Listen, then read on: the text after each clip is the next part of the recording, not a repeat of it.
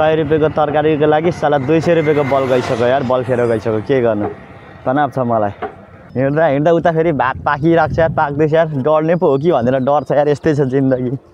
एक्लो ज्यान यो कसले दिने ध्यान होइन भने जस्तो। सो अहिले चाहिँ अब यस्तो रनिङ हान्नुपर्छ मैले।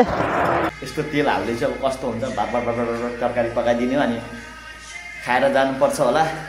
सेवारो हवा दर्शन नमस्कार अनि गुड मर्निङ। अनि सबैजना सन्चै हुनुहुन्छ होला। सन्चै हुनुहुन्छ भनेर मैले त्यसरी एक्सपेक्ट गरेको छु र सन्चो हुनु पनि पर्छ भन्ने त्यो चाहिँ मेरो फेरि भनाइ हो, त्यो मेरो सिद्धान्तै हो। सो त्यो कारणले गर्दाखेरिमा अहिले चाहिँ म यता बिहानको घामको किरण सँगसँगै म पनि भर्खर भर्खर उठेर झुल्किए भनौँ न होइन। म चाहिँ अहिले तरकारी लिनको लागि जाँदैछु होइन। सो अब अलिकति म एकजना छु नि त होइन। सो एकजना भएको हुनाले अब त्यही हो, अलिकति 100 रुपैयाँको चाहिँ यसो मासु ल्याउँ भनेर हिँडेको है। अब के हुन्छ थाहा छैन, तर मलाई थाहा पनि छैन फेरि कता पाउँछ भनेर। अब हिँड्दै जाउँ, हिँड्दै जाँदाखेरिमा कहाँ पुगिन्छ, कहाँनिर हो। सो म अहिले बाटोमा हिँड्दैछु है त तरकारी लिनको लागि। सो कता अब हिँड्दै जाँदा कुन ठाउँमा हुन्छ खोज्दै जाउँ। अब रोपे फल्छ खोजे मिल्छ भने जस्तो चाहिँ अब खोज्दै जाँदा कतै मिल्यो भने त मिलिहाल्यो, किनभने मलाई त्यति थाहा छैन। अलिक यो ठाउँमा नयाँ नयाँ भएको हुनाले त्यति त्यो कुराहरू पनि थाहा नपाएको हुनाले होइन। सो खोज्नुपर्ने हुन्छ मैले। फर्स्ट अफ अल धेरै टाढो समय लगाइसकेपछि, धेरै हिँडिसकेपछि चाहिँ धेरै तल रहेछ। सो म अब यहाँ मासु पसलमा आइसकेको छु यतिखेर चाहिँ होइन। अनि यता हाम्रो साउनी हुनुहुँदो रहेछ। सो धेरै हिँड्दा बल्ल बल्ल आइपुगेको छु होइन। सो अब यसो तरकारी धेरै त होइन, अलिकति लाने हो। सो लगेर बनाएर खानु पर्ला, अनि मेरो ड्युटी जानु छ, ढिलो हुन्छ है त। ल मलाई आन्टी मासु गरिदिनु न। म अब एकजना छु, 100 रुपैयाँ गरिदिइराख्नु न। कसलाई, तपाईँलाई? ल ल ल ल लु हुन्छ, लु हस् ठिकै छ। अब म एकजनालाई फेरि धेरै लैजाउने धेर हुने भयो नि त। हजुर त्यही र बरु अलिकति ल्याइगयो भइहाल्छ।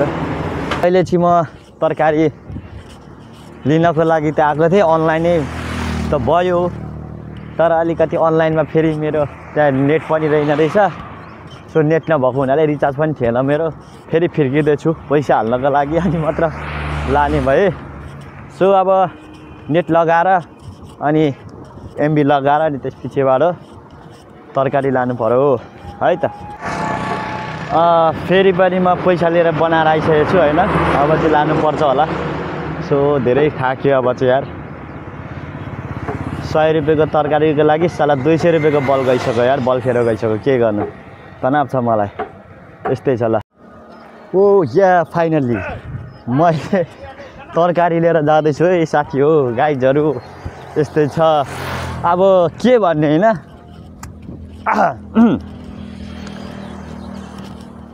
100 रुपैयाँको मासुको लागि 200 रुपैयाँको बल खेर गइसक्यो यार। हिँड्दा हिँड्दा उता फेरि भात पाकिरहेको छ यार, पाक्दैछ यार, डढ्ने पो हो कि भनेर डर छ यार। यस्तै छ जिन्दगी। एक्लो ज्यान यो कसले दिने ध्यान होइन भने जस्तो। सो अहिले चाहिँ अब यस्तो रनिङ हान्नुपर्छ मैले है त। ल गाइजहरू हेलो हाई, अहिले चाहिँ म होइन तरकारी लिएर रुम आइसकेको छु। सो रुममा चाहिँ अब यसो मैले तरकारी पकाउनु पर्ने हुन्छ एकछिन। सो तरकारी पकाएर खाना खाएर यसो म चाहिँ होइन यसो छिटो मिठो बनाएर चाहिँ मेरो आफ्नो काममा जानुपर्ने भएको हुनाले अलिक म अहिले अग्रसर रहनेछु। खाना पकाइसकेर यसो खाएर जानुपर्छ है त। ल ओके है गाइजहरू, अहिले चाहिँ म तरकारी पकाउँदैछु। यस्तो तेल हाल्दैछु, अब कस्तो हुन्छ, भात तरकारी पकाइदिने अनि खाएर जानुपर्छ होला। सो यस्तो छ यो हालत। अहिले तरकारी पकाउने स्टार्टिङ गाइजहरूलाई स्टार्ट। फाइनली गाइज अहिले चाहिँ म यसो तरकारी पकाउँदैछु ल। यसो जाने नजाने भए पनि तरकारी त खासै पकाउन आउँदैन, त्यही पनि यसो छिटो मिठो बनाइदिउँ भनेको। सो अलिक बनाउन आउँदैन। ओके अहिले चाहिँ म तरकारीहरू पकाइसकेर है गाइजहरू खाना दिइराखेँ। सो यस्तै छ जिन्दगानी। अब दाल साल त बनाएन, खाना खानुपर्छ अब चाहिँ ल, किनकि समय धेरै भइसकेको छ।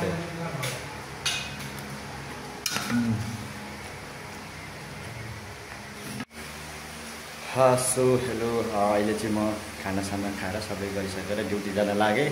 सो अब म ड्युटी हिँड्न दिइरहेको छु ल सबैजनालाई, गाइजहरू। सारङ्गी रेटौँला नमरे बाँचे फेरि भेटौँला भन्ने हस्त सेवा र भगवान् दर्शन नमस्कार। अनि युट्युब भिडियो जस्तो मेरो भए पनि होइन, सो राम्रै भए पनि नराम्रै भए पनि यसो हेरिदिनु होला है, अनि सब्सक्राइब पनि गरिदिनु होला होइन। सो अब अलिक बनाउनु त त्यति आउँदैन, एउटा यसो बनाए जस्तो मात्र हो। त्यो पनि सबैजनाले हेरेर साथ सपोर्ट सहयोग गरिदिनु होला। हस् त, धन्यवाद।